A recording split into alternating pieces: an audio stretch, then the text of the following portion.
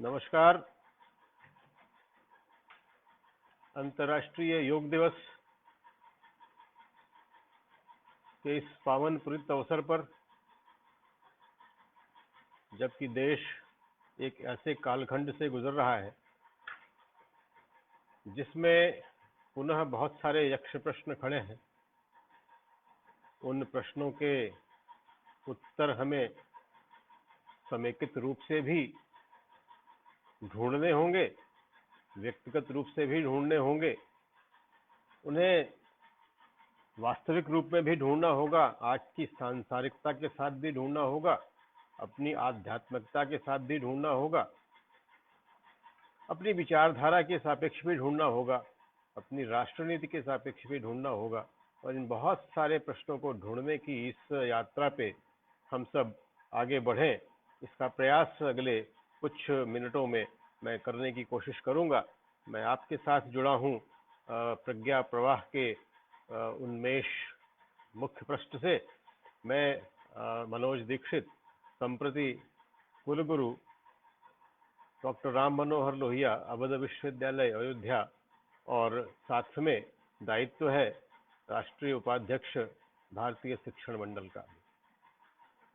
चर्चा का जो विषय हमने आज चुना वो विषय है हमारे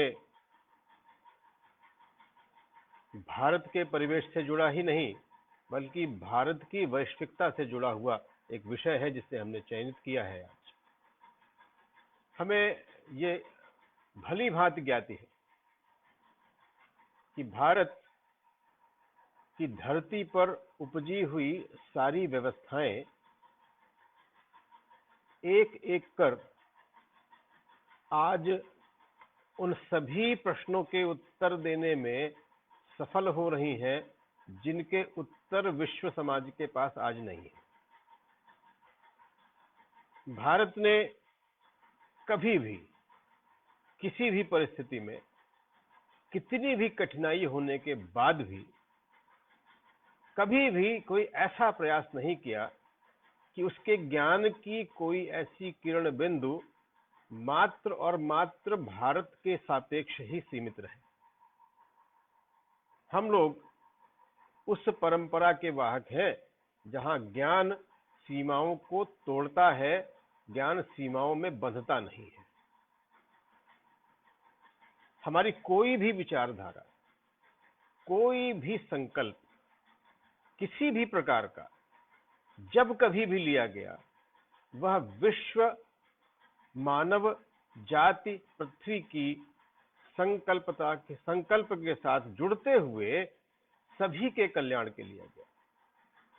कल्याण की यह विचारधारा आज और अधिक समीचीन हुई है जब विश्व एक आपदा से ग्रस्त है, प्रश्नों के उत्तर ढूंढ रहा है और वे उत्तर उसे मिल नहीं रहे। हमारे कालखंड में एक दो नहीं, अनेकों ऐसी घटनाएं हुई हैं जिसने हमें सांस्कृतिक रूप से परेशान अवश्य किया, लेकिन परास्त नहीं कर पाया। पूरा मुगल काल, आक्रमण पर आक्रमण, 1000 वर्षों का समेकित आक्रमण एक के बाद एक होने के बाद भी भारत यदि आज अपनी सांस्कृतिक पूंजी को, सांस्कृतिक विरासत को सहेज पाया तो यह उसकी आत्मिक शक्ति थी। बाहर से हम शरीर पराजित हो सकता है, लेकिन हमारी जिजीविषा ऐसी है कि हमारा मन पराजित नहीं होता। यह भारतीय संस्कृति का एक मूल तत्व है। एक विशेषता है, एक ऐसी विशेषता जिसका कोई उत्तर नहीं है, कोई विकल्प भी नहीं है।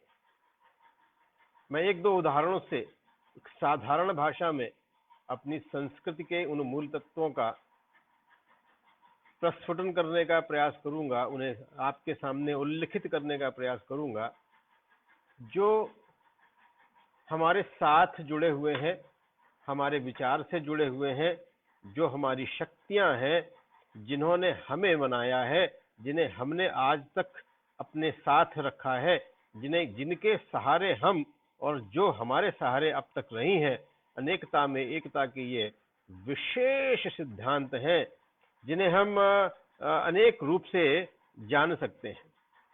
यहाँ पर मैं एक बात अवश्य कहना चाहूंगा कि हमारा विचार इस पर न हो कि हम अनेकता में एकता ढूंढें, बल्कि हमारा विचार यह हो कि यह अनेक के एक है। ये बात विशेष ध्यान में रखने की बात है। हम एकम सद विप्रा बहुधा भदंत के वाहक हैं, पोषक हैं। हमारे पास ये कहने के कोई कारण नहीं है, पश्चिम के पास बहुत सारे कारण हैं, हमारे पास कोई ऐसा कारण नहीं है जिसमें हम जब एकत्व के तत्व ढूंढने चलें तो हमें धार्मिक विविधताओं की चिंता हो।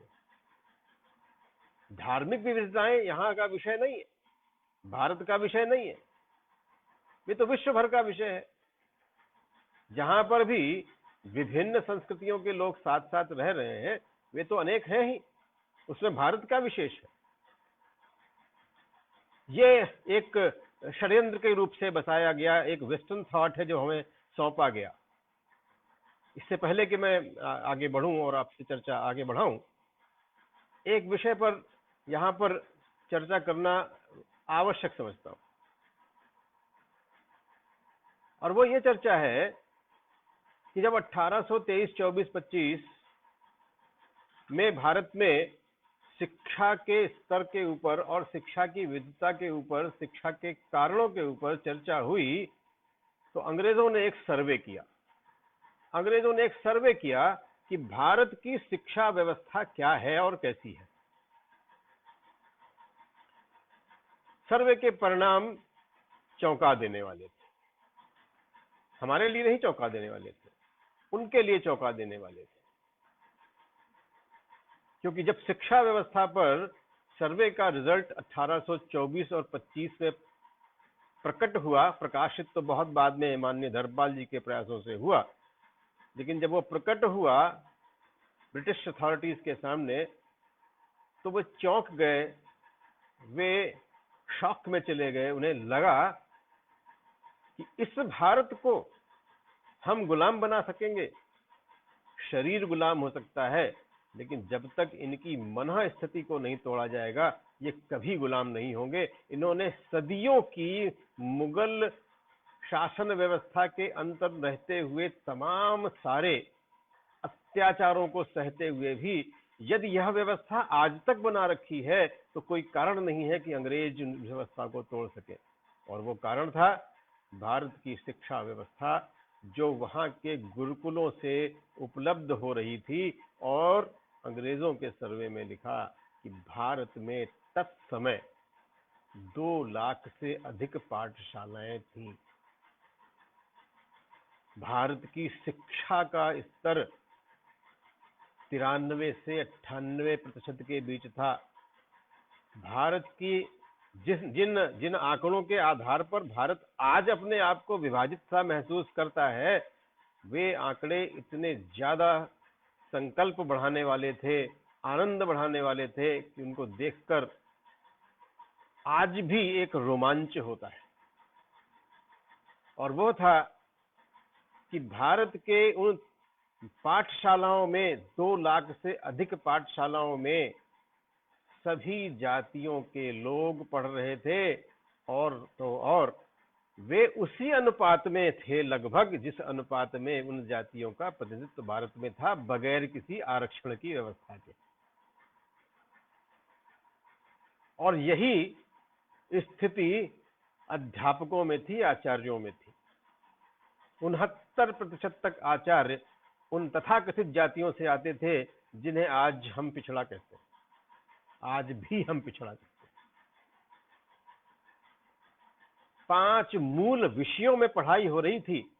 ये जो शिक्षा का स्तर की मैं बात कर रहा हूं, ये साक्षरता का स्तर नहीं था, ये शिक्षा का स्तर था। उन 5 मूलभूत विषयों में अध्ययन अध्यापन करने की प्रक्रिया चल रही थी भारत भर में।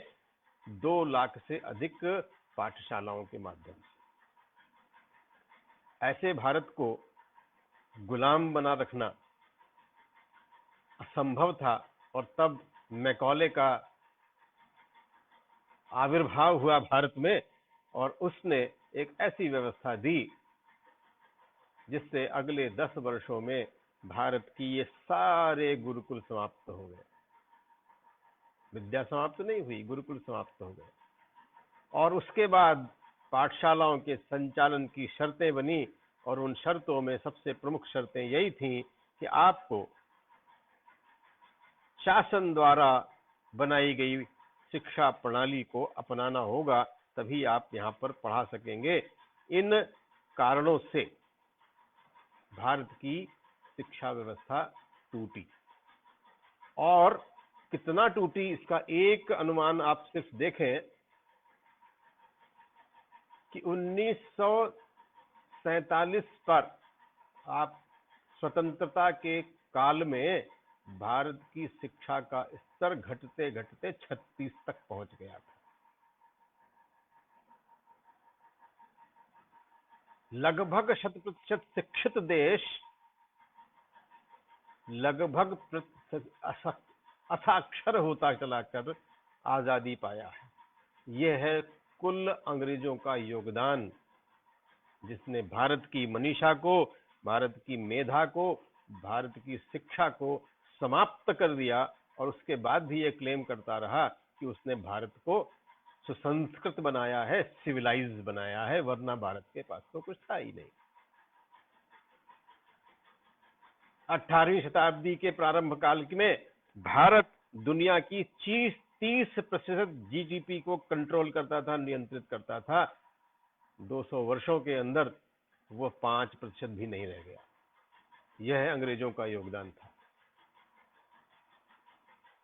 जिस देश के गांव-गांव में पाठशालाएं थीं, वहां शहरों में भी पाठशालाएं नहीं रह गईं।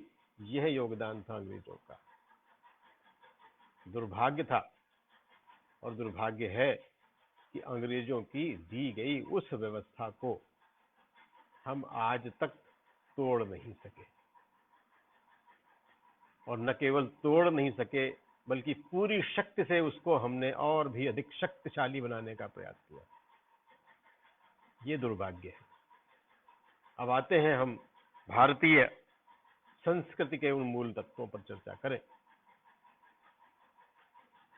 भारत की संस्कृति किन्हीं देवी देवताओं के ऊपर केंद्रित नहीं है। भारत की संस्कृति प्रकृति के समग्र अध्ययन से उपजे गए ज्ञान पर आधारित है। और मैं यह भी स्पष्ट करूं कि जब प्रकृति कह रहे हैं तो किसी क्षेत्र की बात नहीं कर रहे हैं, वे उस धरा की बात कर रहे हैं जिसे भारत भूमि कहा गया। और भारत भूमि इतनी छोटी नहीं थी जितनी आज है। भारत भूमि लगभग इसकी 2/3 और अधिक थी।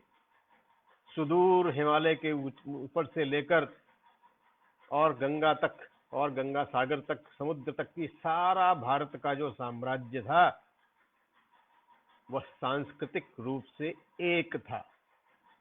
हमारी ताकत यह नहीं है कि हम विभिन्न मतावलंबियों को एक दूसरे को बर्दाश्त करते हैं। यह तो आजादी के बाद की प्रक्रिया है जिसे हम पढ़ाते हुए आ रहे हैं। हमारे अंदर मूलतः एकत्व के ही तत्व है। एक मूलते सब जग उपजा, कौन भले कौन मंदे। हम उस तत्व के लोग हैं। एक हैं, उस एक से बने हुए अनेक हैं। इसलिए मूल भावना एकत्व की ही है, अनेकता में एकता नहीं है। जब हम यूनिटी इन डाइवर्सिटी की बात करते हैं तो हम मूलतः डाइवर्सिटी को ग्लोरीफाई कर रहे हैं। We are a wonderful nation of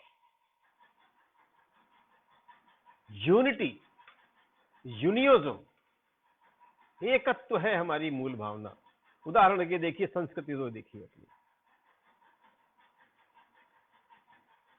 हमसे कहा जाता है, कई निबंधों में मैं पढ़ता भी हूं, लेकिन मुझे तो इस पे कष्ट होता है, लेकिन मैं आपके सामने भी आज विचार के लिए डालता हूं, और मैं चाहूंगा कि प्रज्ञा प्रवास से जुड़े हुए सभी लोग इस मूल विचार को और आगे बढ़ाएं। हमारे तमाम साहित्य में लिखा है कश्मीर से कन्याकुमारी तक भारत एक है। कश्मीर से पोर्ट ब्लेयर तक भारत एक है। कन्याकुमारी तो भूमि पर है। लंबे समुद्र की रेखा के बाद भी उपजा हुआ एक द्वीप उतना ही भारतीय है, शायद अधिक भारतीय है जितना हम मुख्य मार्ग में। यह भारत की खासियत है। आइए कभी अंडमान का दर्शन करिए। अंडमान के मूल निवासियों की भी मान्यता यही है कि अंडमान का जो स्थापन है, या उसकी खोज कहें, या उसको उसका राज्य कहें, उसकी स्थापना भगवान हनुमान ने की है। और वे अपने आप को मूल भारतीय मानते हैं। कहां से आए वे मूलता के तत्व? कैसे हुआ होगा कि हम इतनी दूर सुदूर बने हुए एक छोटे से द्वीप के प्रदेश को, क्षेत्र को उतना ही भारतीय पाते हैं जितना कि इस मुख्य धारा से जुड़े हुए तमाम सारे राज्यों को, क्योंकि एकत्व ही संस्कृति है। हमारी संस्कृति के वे आधार हैं जो सिर्फ और सिर्फ जोड़ते हैं। ब्रह्मा विष्णु महेश, इस ट्रिनिटी से जुड़ा हुआ सब कुछ है जो भारत में। तो विभाजन कहां हुआ? विविधता कहां हुई? विष्णु के अवतार हैं,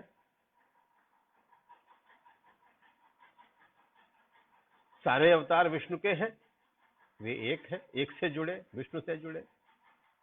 ब्रह्मा एक ही है, शिव एक ही है।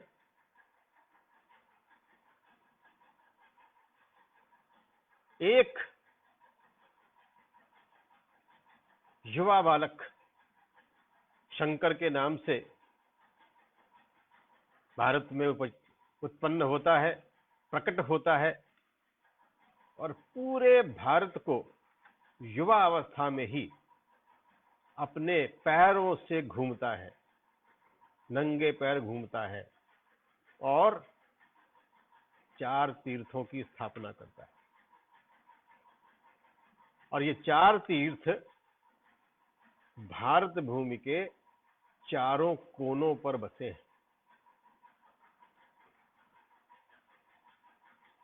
चारों कोनों पर बसे हुए इन तीर्थों की व्यवस्थाएं अद्भुत हैं। वे तथाकथित वर्तमान भारत की भौगोलिक सीमा से बाहर भी जाकर स्थापन करते हैं, और हर जगह पर, हर स्थान पर भारतीय संस्कृति के उस मूल एक तत्व को छोड़कर आते हैं। भारत एक है तो इसके कारण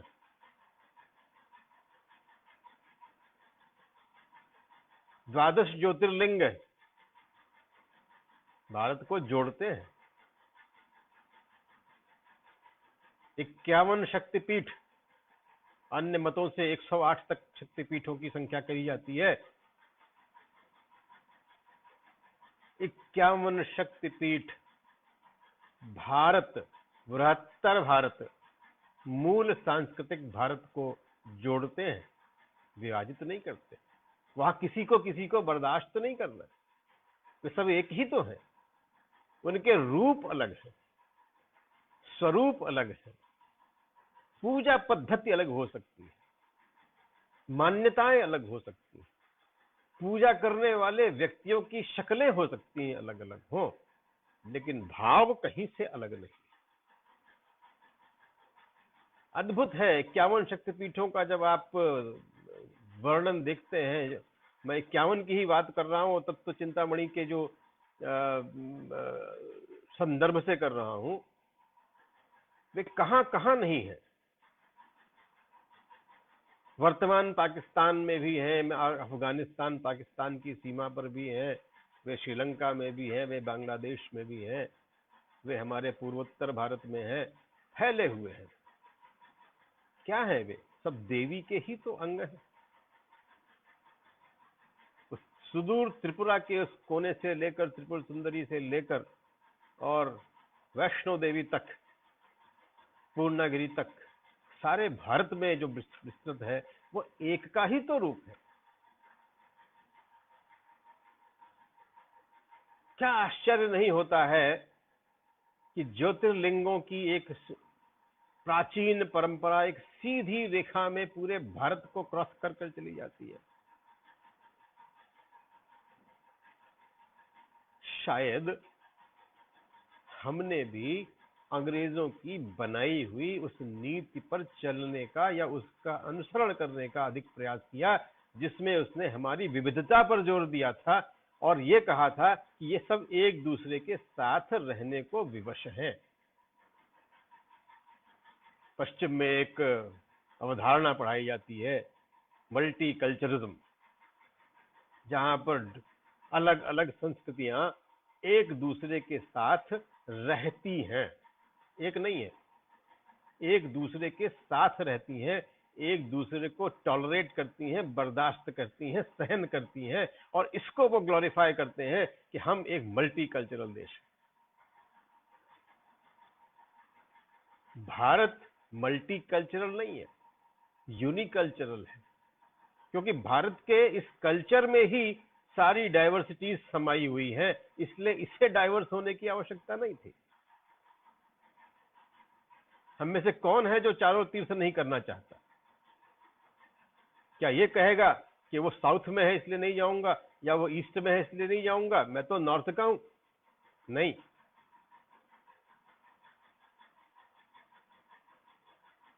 बड़ी संख्या में बंगाल के निवासी जैसे ही दुर्गा पूजा प्रारंभ होती है यात्राओं पर भी निकल पड़ते हैं, अपने अपने यहाँ जो देवी की पूजन स्थल बनते हैं उसके अतिरिक्त लंबी यात्राओं पर निकलते हैं। वे यात्रा सांस्कृतिक यात्राएं हैं, मूल से जुड़ी हुई सांस्कृतिक यात्राएं हैं, जो देवी के प्रति समर्पित हैं, उनके स्वरूपों के प्रति नहीं है, मूल के प्रति समर्पित है। विसंगतियों का समर्पण नहीं है, विसंगतियों के बीच से निकलकर एक सुंदर एकत्व के तत्व को ढूंढ निकालना, यही भारतीय मनीषा की विशेषता है। भारतीय विशेषता डाइवर्सिफिकेशन की नहीं है। लेकिन क्या अद्भुत चीजें हैं कि भारत में जब आप इसके ऊपर एक निबंध पढ़ने लिखिए तो आपको यूनिटी इन डाइवर्सिटी पढ़ाया जाता है, जिसमें विभिन्न धर्मों के एक साथ रहने को ही हमने मान लिया है कि वह यूनिटी इन डाइवर्सिटी है। नहीं है। भारत भूमि किसी भी धर्म जो भारत से नहीं उपजा हो, भारत भूमि उससे 5 से 10 हजार साल पहले बनी थी। भारत की सनातन व्यवस्थाएं 5 से 10 हजार साल पुरानी है। विश्व का कोई भी अन्य धर्म 1400-1500 साल से ज्यादा, 2000 साल से ज्यादा पुराना नहीं है।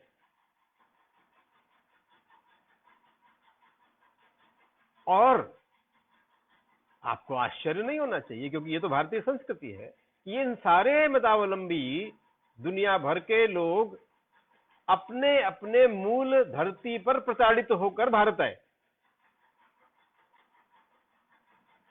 ज़ोरास्ट्रियंस अगर भारत नहीं आते तो दुनिया में होते ना। वे भारत आए, भारत ने उनका सम्मान किया। मुसलमान भारत आए, भारत ने उनको जगह स्थान दिया। पारसी भारत आए, भारत ने उनका सम्मान किया। ज़ोरास्ट्रियंस यानी ज्यूज जो है वो भारत आए, भारत ने उनका सम्मान किया। यहां तक कि अंग्रेज भी आए, भारत ने उनका भी सम्मान किया। और तो और ये भारत की विशेष परंपरा देखिए कि मुसलमान जो आक्रांताओं के रूप में भारत आए, हमने उन्हें भी आत्मसात किया। इसका अर्थ यह है कि भारतीय संस्कृति, भारतीय सनातन संस्कृति समावेशी है, प्राकृतिक रूप से समावेशी है। वह एको हम पर विश्वास करती है और यह मानती है कि विभिन्न धाराओं से बहकर भी आप एक की तरफ जा रहे हैं, इसलिए आपकी इस तथाकथित विविधता या अनेकता का कोई महत्व नहीं है। भगवान श्री कृष्ण जब कहते हैं कि ये सब मुझ में ही तो मिलेंगे आकर, ये सब मुझ में ही तो मिलेंगे आकर, अर्थात इनमें हम क्या भेद देखें, ये किसी भी रूप के हों, आखिर इन्हें हमने ही मिलना है आकर। ऐसे अद्भुत ग्रंथ की चर्चा आगे हम करें, ऐसे अद्भुत ग्रंथों की चर्चा हम यदि ना करें तो शायद हम अपने आप से, अपनी संस्कृति से दूर हट रहे हैं, उसके साथ हम न्याय नहीं कर पा रहे। न्याय करके देखें कि हम क्या हैं। गीता में भगवान स्वयं कहते हैं कि ये जितना भी जो कुछ तू देख रहा है, मैं इन सब में हूं, ये सब मुझ में ही मिलेंगे। आधुनिक काल की बात करूं तो कनाडा के प्राइम मिनिस्टर ट्रूडो, भारतीयों की कृपा से उन्होंने गीता का अध्ययन कर डाला और उस अध्ययन के पश्चात उन्होंने लिखा कि मैंने बाइबल पढ़ी, एंजिल पढ़ा और भी कई धर्म ग्रंथ पढ़े। सभी धर्म ग्रंथ अपनी अपनी जगह पर ठीक है, लेकिन हिंदुओं का यह श्रीमद् भागवत गीता रूपी ग्रंथ तो अद्भुत है। इसमें किसी भी मत, मजहब, पथ, संप्रदाय की निंदा स्तुति नहीं है, बल्कि इसमें तो मनुष्य मात्र के विकास की बात है। शरीर स्वस्थ, मन प्रसन्न और बुद्धि में समत्व का, योग का, ब्रह्म ज्ञान का प्रकाश जगाने वाला ग्रंथ भगवत गीता है। गीता केवल हिंदुओं का ही धर्म ग्रंथ नहीं है, मानव मात्र का धर्म ग्रंथ है। उसके एग्जैक्ट वर्ड्स थे, Gita is not the Bible of Hindus but it is the Bible of humanity. ऐसा अद्भुत ग्रंथ जिस देश में लिखा हो, वहां हम विविधताओं की चर्चा करें, यह हमारे सांस्कृतिक रूप से ही गलत होगा। एक ऐसा अद्भुत ग्रंथ जिसमें सारी वे बातें समाई हुई हैं, वे सारी बातें समाई हुई हैं जिनके लिए विश्व आज परेशान है। क्या आश्चर्य है कि पूरे भारत के किसी भी ग्रंथ में यदि आप ये हिंदू शब्द ढूंढने निकले तो बहुत कठिन होगा ये ढूंढना। मानव शब्द ढूंढने निकले तो बहुत आसान होगा ये, क्योंकि भारत में विकसित कोई भी सिद्धांत, कोई भी जानकारी, कोई भी वैज्ञानिक जानकारी किसी धर्म पर आधारित नहीं थी। क्या आपको जानकर यह आश्चर्य नहीं होगा कि पूरे पश्चिमी देश जब पृथ्वी को चपटा मान रहे थे और उसको इंडोर्स वहां का चर्च करता था, और इस बात को ना मानने वाले को राज्य और चर्च दोनों दंडित करते थे, भारत तब भी भूगोल जानता था, भारत गुरुत्वाकर्षण की शक्ति जानता था, भारत ग्रह उपग्रहों की गतियां तब तक नाप चुका था, और हमें पिछड़ा कहने वाले लोग अपने आप को विद्वान मानते हैं। लेकिन यह भारतीय संस्कृति थी, स्वांतः सुधाय। और आधुनिक दृष्टि से यदि देखें तो मुझे लगता है कि हाँ, कुछ नए मूल्यों के साथ अगर आप उसको तौलें तो भले आपको लगे, लेकिन क्या यह सत्य नहीं है कि भारत में पेटेंट की कोई व्यवस्था नहीं थी?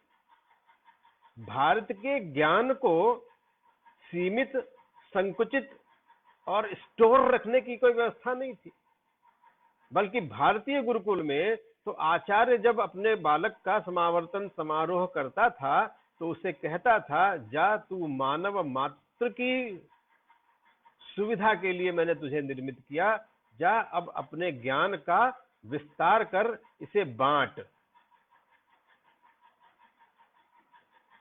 भारत में ही केवल लिखा है कि बांटने से ज्ञान बढ़ता है।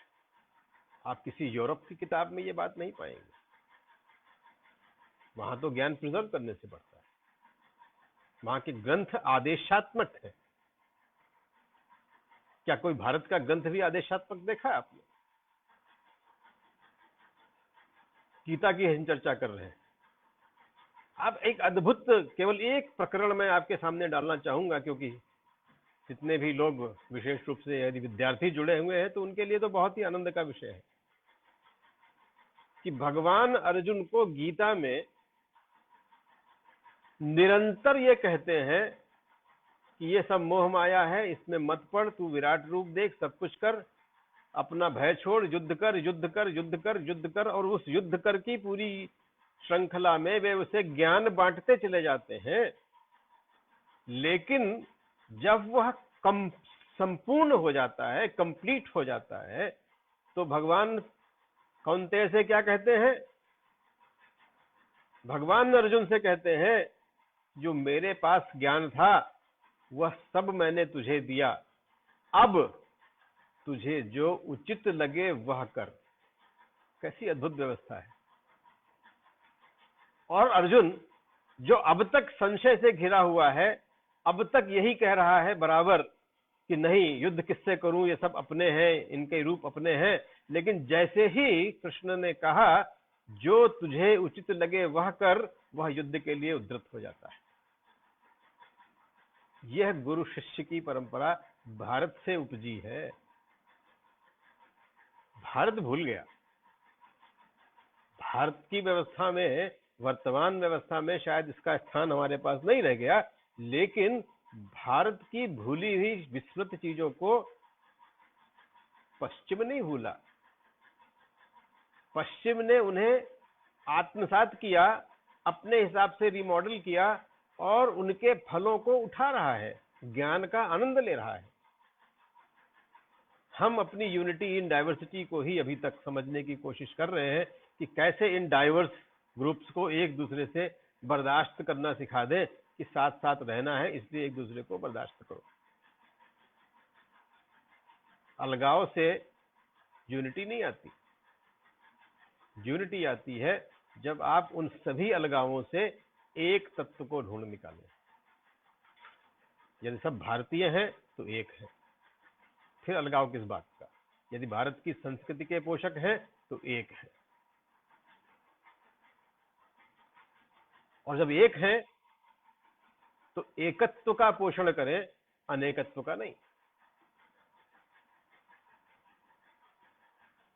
जब आप,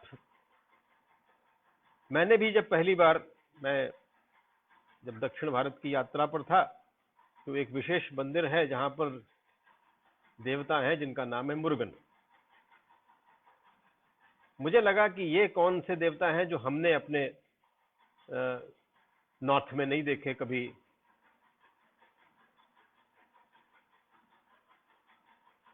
हमारे उत्तरी भारत में देवभूमियों में हमने ऐसे देवता क्यों नहीं देखे? जिज्ञासावत मैंने पूछा, ये मुरुगन देव कौन से हैं, ये क्या इधर के ही है? उसने कहा नहीं, शिव के पुत्र कार्तिकेय को यहां मुरुगन कहते हैं। यह है भारत की विशेषता। यह भारत की विशेषता है जहां आज भी दुर्योधन की पूजा होती है, रावण की भी पूजा होती है। सुदूर दक्षिण में एक विशेष मंदिर है जहां पर एक बहुत बड़ा मेला लगता है, लेकिन उस मंदिर में किसी की मूर्ति नहीं है और मंदिर पे आने वाले लोगों की संख्या में बहुसंख्य दलित हैं। और अधिक जानकारी करेंगे तो पता चलेगा कि इस मंदिर के आराध्य दुर्योधन है। उसकी कथा बड़ी दिलचस्प है। मैं इस कथा को इससे आपके साथ शेयर करना चाहता हूं। यह भारत की विशालता का प्रदर्शन करता है, सांस्कृतिक मूल तत्व का विश्लेषण करता है। वहां जो कथा प्रचलित है वो यह प्रचलित है कि जब पांडवों अपने अज्ञातवास पर थे तो उनको ढूंढते हुए दुर्योधन वहां तक पहुंच गया, और वहां तक पहुंचते पहुंचते उसे बहुत प्यास लगी और उसने देखा कि एक महिला कुएं से पानी निकाल रही है। वो अकेला हो गया था, घोड़ा भटक गया था, पानी निकाल रही है। एक मंदिर का प्रांगण है, पानी निकाल रही है। दुर्योधन ने याचना की कि माता मुझे थोड़ा जल दे, और उस महिला ने तत्काल दुर्योधन की स्थिति को देखते हुए अपने बर्तन से पानी दिया, जिसे उसने ग्रहण किया। उसके प्राण आए, संतुष्टि हुई, लेकिन तब तक उसने देखा कि वो महिला भय से कांप रही है। उसने कहा, मां तुझे क्या हुआ, तू क्यों कांप रही है? उस महिला ने कहा, क्षमा करें, मैंने आपकी जाति पूछे बगैर आपको पानी पिला दिया। आप तो राज परिवार के हैं, मुझे प्राणदंड दे, मुझसे गलती हुई। अब बारी दुर्योधन की थी। दुर्योधन ने कहा, कैसे पहचाना? उसने कहा, आपके गले में जो लटका हुआ है लॉकेट, उससे स्पष्ट होता है कि आप राज परिवार के हैं, उच्च कुलीन हैं। मैं तो एक दलित महिला, छोटे कुल की, मुझे आपसे पूछ लेना चाहिए था। आपके धर्म की रक्षा के लिए ये मुझे पूछ लेना चाहिए था। दुर्योधन ने कहा कि आप धन्य हैं, आप धन्य हैं कि आपने एक प्यासे व्यक्ति की प्यास को उसके धर्म के ऊपर रखा। मैं आपको प्रणाम करता हूं, मैं आपको आज से मातृ रूप में ग्रहण करता हूं। और उसके पश्चात उस मंदिर में उन्होंने कहा कि अब इसके आसपास की सारी भूमि आपको प्रदान करता हूं। इस मंदिर में आप जिस देवता की चाहे प्रतिष्ठा करें, उसकी पूजन करें, इससे जो आय होगी वह आप सबकी आय होगी। महिला ने कहा, यहां किसका पूजन करें? आप तो देवता के रूप में मेरे सामने आए हैं। दुर्योधन ने कहा, मेरी पूजा मत करना, मेरी मूर्ति भी मत लगाना। ऐसे अद्भुत प्रकरण से उपजा हुआ यह मंदिर आज भी लाखों की संख्या में वहां लोग इकट्ठे होते हैं, दुर्योधन को प्रणाम करते हैं। क्या हमने प्रतिरोध किया? क्या किसी ने कहा कि आप दुर्योधन का कैसे पूजन कर सकते? ये भारत है। भारत का मूल तत्व उस तत्व से जुड़ने का है जिसे जो ब्रह्मांड में है वही पिंड में है। हम उस एक छोटे से बिंदु को लेकर अपनी हाइट को बढ़ा सकते हैं, अपनी ऊंचाई को बढ़ा सकते हैं। आज भी आप जानते हैं कि जब रावण को मारकर भगवान लौटे तो ब्राह्मणों के एक वर्ग ने बहिष्कार किया, ब्रह्म हत्या का आरोप लगाया, यज्ञ करवाया। ब्राह्मणों ने जाने से मना किया, ऐसी किंवदंतियां हैं यहां पर। और जो ब्राह्मणों ने स्वयं जाने से इनकार किया, उनकी माओं ने अपने बच्चों को भेज दिया, और उन बच्चों को रहने के लिए अलग क्षेत्र मिला। ये अलगाव नहीं है, ये व्यवस्था थी। यह व्यवस्था है उन चीजों से बचने की, उन नियमों के पालन करने की। ब्राह्मणों ने भी नियमों का पालन किया, भगवान ने भी नियमों का पालन किया। एक राजा 14 वर्ष के तप के बाद अपनी धरती को लौटे और उसे अपनी स्त्री का, अपनी रानी का परित्याग करना पड़े, अद्भुत राजा कहां मिलेगा? बाकी सब जगहों पर तो इसी के लिए संघर्ष है। भारत की संस्कृति में त्याग अंतर्निहित है। यह हमारा आंतरिक विश्वास है, मूल्य है। हम सब, मैं तो अयोध्या में बैठा हुआ हूं, भगवान की असीम अनुकंपा है। ये ऐसी अद्भुत त्याग की भूमि, और वही हमारी संस्कृति का मूल तत्व है।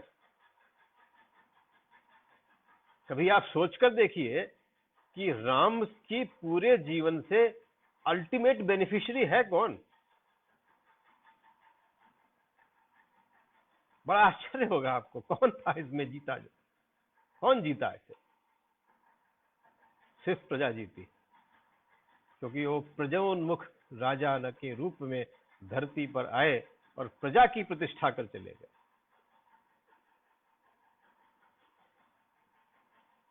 यदि वहां विभेद होते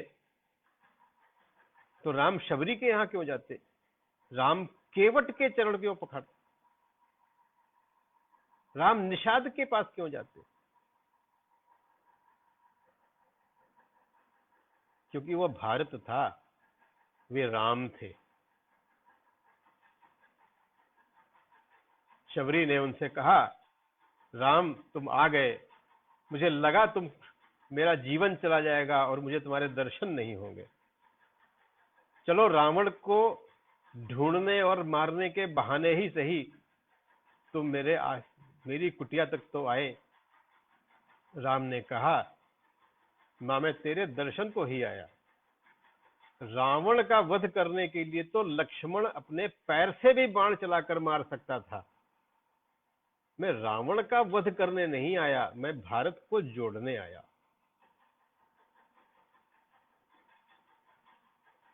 क्या अद्भुत विचरण नहीं है कि भारत का हर महापुरुष पूरे देश में घूमा।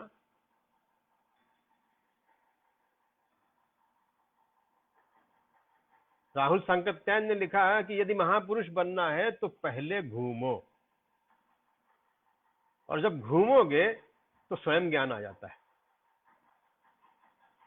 यदि राम घूमे तो कृष्ण भी घूमे, यदि नानक घूमे तो महावीर भी घूमे। ये सब घूम कर ही महान हुए, और ऐसी विशिष्टता का ये देश अपनी सांस्कृतिक विरासत को संभाले, इसी में हमारी विजय है। हमें जो बांटने के षड्यंत्र बने, उन बांटने के षड्यंत्रों से हमें अपने आप को ऊपर उठाना होगा। हम किससे और क्यों बटे हैं? हम अंग्रेजों और अंग्रेजों के बाद की बनाई हुई शिक्षा व्यवस्था के कारण बचे।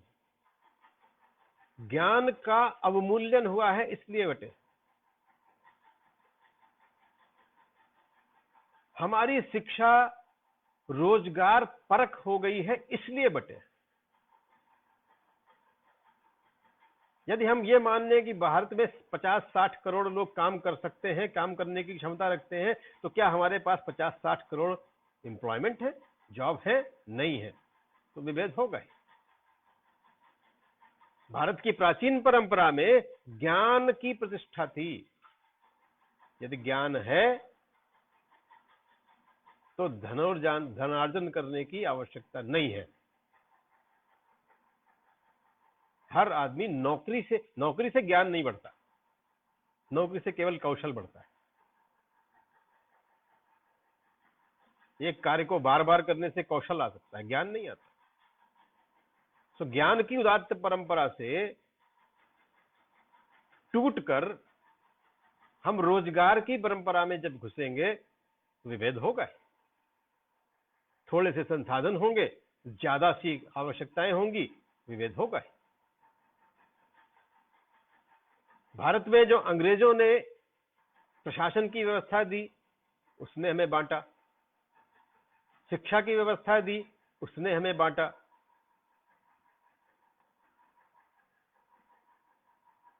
और इस बंटवारे के तहत, इस व्यवस्था से हम किसी प्रकार की एकता की आशा भी रखें तो यह गलत है। यह शिक्षा व्यवस्था ही बांटती है, यह प्रशासनिक व्यवस्था ही बांटती है। जिस देश में ज्ञान का मूल्य न हो, वहां ज्ञान का संरक्षण कौन करेगा? हजारों हजार मनीषियों, ऋषियों, और उनके आज भी जो सैकड़ों हजारों वंशज हैं जिन्होंने ज्ञान की उस परंपरा को अक्षुण्ण रखा है। यदि आज वे भूख के कटघरे पर पहुंचते हैं तो ये गलती किसकी है? यदि ज्ञान का पोषण करेंगे तो ज्ञान का और भी प्रस्फुटन होगा। रोजगार का पोषण करेंगे तो रोजगार आते जाते रहेंगे और उनसे आपको भेद विभेद मिलेगा, असंतोष मिलेगा।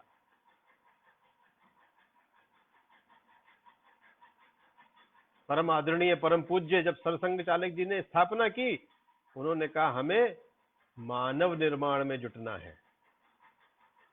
इतना बड़ा संगठन आपने देखा होगा, देश में भी देशों में भी एक भी मंदिर छोटा सा भी संगठन खड़ा कर लेता है तो अपनी व्यवस्थाओं को आगे बढ़ाने लग जाता है। लेकिन इतना बड़ा संगठन जो स्थापित हुआ वह मानव निर्माण के लिए स्थापित हुआ, प्रकृति के साथ मिलने के लिए स्थापित हुआ। लेकिन मानव निर्माण की इतनी बड़ी श्रृंखला करने के बाद भी यदि प्रशासन तंत्र यह समझे कि जीडीपी में ग्रोथ है तो यह एक मतभ्रम ही हो सकता है। उत्तम खेती, मध्यम बाम, निकट चाकरी, भीख समान, ये हमारी पुरानी परंपरा है। आज ठीक इसका उल्टा हो रहा है। खेती करने वाला परेशान कर्जदार, ज्ञानार्जन करने वाला कर्जदार भूखा, और जो निपट वाले हैं वे असंतुष्ट, क्योंकि नौकरी से मिलने वाली कोई भी राशि आपको संतुष्ट नहीं कर सकती। इसलिए भारत की शक्ति को पहचानना, भारत की मेधा को जानना, भारत के संकल्पों के साथ जुड़ना यह आवश्यक है। भारतीय संस्कृति का मूल तत्व क्या है? हम किसी कठोर सांस्कृतिक नियमों में बंधे हुए नहीं है। इसलिए हमारे यहां सभी अपनी अस्मिता के साथ स्थापित हुए। आपने सुना होगा इस बात का प्रकरण आता है कि जब पहली बार जोरास्ट्रियंस या ज्यूज भारत में आए सौराष्ट्र के माध्यम से, तो उन्होंने राजा से कहा हमें आपसे शरण चाहिए। उन्होंने कहा ले लो, लेकिन उन्होंने कहा लेकिन हमारी शर्त है। अब देखिए, शरणागत शर्त लगा रहा है। हमारी शर्त है कि हम अपनी सांस्कृतिक व्यवस्था को बनाए रखेंगे और हमारे यहाँ जब मृत्यु के पश्चात एक ऊंचे से टावर पर अपनी डेड बॉडी को रख दिया जाता है जिसे चील कौवे खा जाते हैं, ये हमारी व्यवस्था है, इसका आपको सम्मान करना होगा। राजा ने कहा तथास्तु। भारत में जो धर्म मतावलंबी आया वह अपनी सांस्कृतिक पहचान बनाए रख सका, यह हमारी संस्कृति की ताकत है। बाकी देशों में ये नहीं है। भारत में आया हुआ हर व्यक्ति स्वतंत्र है, स्वायत्त है, लेकिन भारत से गया हुआ हर व्यक्ति भी क्या है? क्या नहीं। भारतीय संस्कृति की यह शक्ति है कि आप उसे भौतिक रूप से भारत की सीमाओं का नुकसान कर सकते हैं, किया भी लोगों ने, लेकिन भारतीय संस्कृति अक्षुण्ण थी, अक्षुण्ण है, अक्षुण्ण रहेगी, यह विश्वास हमारा है। और जब हम भारतीय शब्द का प्रयोग करते हैं तो वह हिंदू शब्द का प्रयोग नहीं है। भारत एक बड़ा शब्द है, हिंदू आवासी है, रहने वाले हैं। उसके कई भी इंटरप्रिटेशंस हैं, उसके इंटरप्रिटेशंस में आने की आवश्यकता नहीं है, लेकिन भारतीय संस्कृति भारतीय संस्कृति है। भारतीय संस्कृति विश्वास की संस्कृति है, भारतीय संस्कृति मेहनत की संस्कृति है। मैं आपको एक उदाहरण देकर अपनी बात को समाप्त की ओर ले जाऊंगा। मैं एक बार विदेश में एक होटल में, रेस्टोरेंट में बैठकर भोजन कर रहा था। अपनी ही शक्ल सूरत का मुझे एक व्यक्ति दिखाई पड़ा। विदेशों में जाकर बड़ा कौतूहल भी होता है, उत्सुकता भी होती है, अच्छा भी लगता है कि किसी दूसरी स्थान पर आपको अपना जैसा कोई मिल रहा हो। मैं उनके पास गया, उनसे नमस्कार हुआ, परिचय हुआ, अपना परिचय दिया। उनका जब परिचय मांगा तो वो धीरे से बोले, भाई मैं पाकिस्तानी हूं। मैंने कहा कोई बात नहीं, भारत, बृहत्तर भारत के ही अंग हैं। बोला नहीं, लेकिन दुनिया में मैं आज चौथे मुल्क में आया हूं, जैसे ही अपने आप को मैं पाकिस्तानी बताता हूं, लोगों के देखने का नजरिया बदल जाता है, इसलिए मैं अपने आप को भारतीय कहता हूं। और क्यों बदल जाता है? क्योंकि भारतीयों ने दुनिया में विश्वास कमाया है अपनी मेहनत से। हाँ, ये जरूर है, ये आवश्यक है और आवश्यक भी था कि उन्होंने दुनिया में कहीं भी रहे हो अपनी सांस्कृतिक विरासत को बनाए और बचाए रखा है।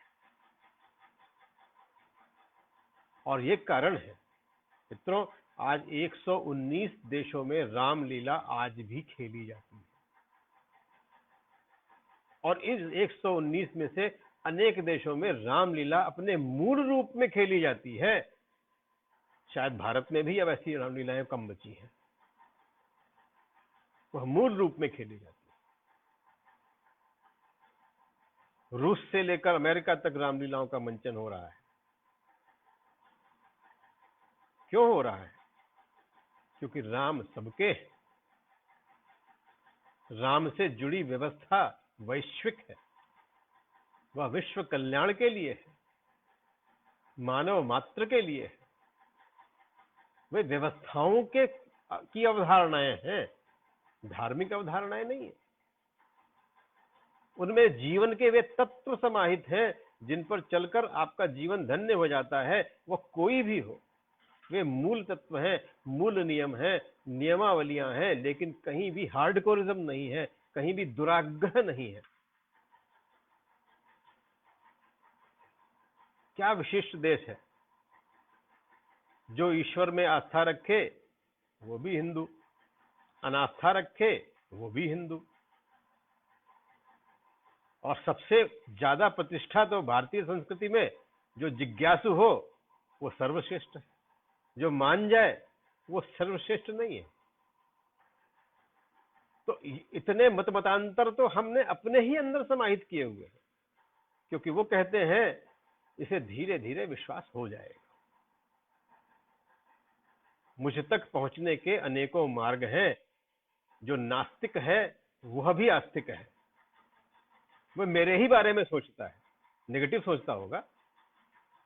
जो आस्तिक है वो सकारात्मक सोचता है, जो नास्तिक है वो नकारात्मक सोचता है, लेकिन सोचता मेरे ही बारे में, पहुंचना उसे भी मुझ तक ही है। ऐसा अद्भुत विश्वास की संस्कृति है भारत देश। और यही कारण है कि अनेकों झंझावातों के बाद, अनेकों युद्धों के बाद, अनेकों आपदाओं के बाद हम भारत वंशी, भारत वर्ग वंश के लोग, भारतीय संस्कृति आज भी अपने मूल तत्वों के कारण ही श्रेष्ठता सिद्ध कर रही है। आजकल जो कोरोना काल चल रहा है उसमें मुझे बड़े अच्छे अनुभव लोगों से शेयर करने को मिल रहे हैं। हम भारतीय तो भारतीय हैं ही हैं, आप देख ही रहे हैं कि हमने कोरोना को भी एक तरह से एंजॉय ही किया है अपने विश्वास के कारण। लेकिन जो बाहर हैं उनमें से कई मित्रों को सुनने का सौभाग्य मुझे मिला। एक मित्र जो मेरे क्षेत्र के ही हैं, यूएस में है, डॉक्टर्स हैं दोनों, मियां बीबी। दुर्भाग्य से दोनों को कोरोना हुआ, वायरस ने जकड़ा। तो जो अमेरिका की स्थिति उस समय थी, अब तो बेहतर हुई है थोड़ी। डॉक्टर्स आपके पास नहीं आएंगे, आप भी डॉक्टर के पास नहीं जाएंगे, आपको होम क्वारंटाइन हो जाना है। और जो भी इलाज आपको पूछना है वो आप फोन पर पूछ लें और दवा बाहर से मंगा लें। इसके अतिरिक्त कोई मदद हम नहीं कर पाएंगे। तो उस मित्र ने मुझसे कहा कि मैं अभी युवा था, अभी मैं 40 वर्ष का हूं, मेरी पत्नी 38 वर्ष की है, हम दोनों डॉक्टर थे और हमारे साथ ये हो रहा था कि हम 14 दिन के लिए एक कक्ष में बंद हो गए, हमारे पास कोई और ऑप्शन नहीं थे। और आप समझ सकते हैं कि एक कमरे में 14 दिन तक बिताना कितना कठिन कार्य हो सकता है। परिवार, मेरे सास ससुर, मेरे भाई बच्चे सब वहीं उसी कॉलोनी में रहते थे, लेकिन इतनी विवशता मैंने पहले कभी महसूस नहीं की। 2 दिन तक मुझे लगा कि शायद मुझे 14 दिन के अंदर मेरा मानसिक संतुलन खो जाएगा।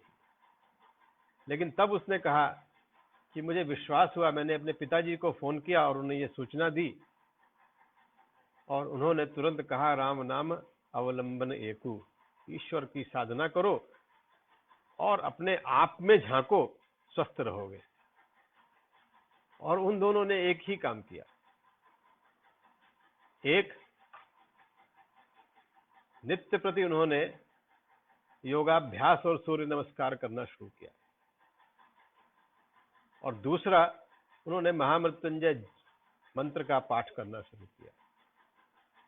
और 14 दिनों के क्वारंटाइन पीरियड के बाद जब वे दोनों स्वस्थ होकर बाहर आए तो उनके मित्रों ने कहा कि तुम 14 दिन तक ऐसी कौन सी औषधि ले रहे थे जिससे तुम पहले से भी अधिक ऊर्जावान होकर बाहर आए हो। यहां तो जिसे कोरोना हो जा रहा है वो लड़खड़ाकर चल रहा है। उसने जवाब दिया, मैंने अपनी संस्कृति जैसों से सीखा था, आज काम आ गया। अब मैं तुम्हें भी समझा सकता हूं कि भारत की संस्कृति की शक्तियां क्या हैं।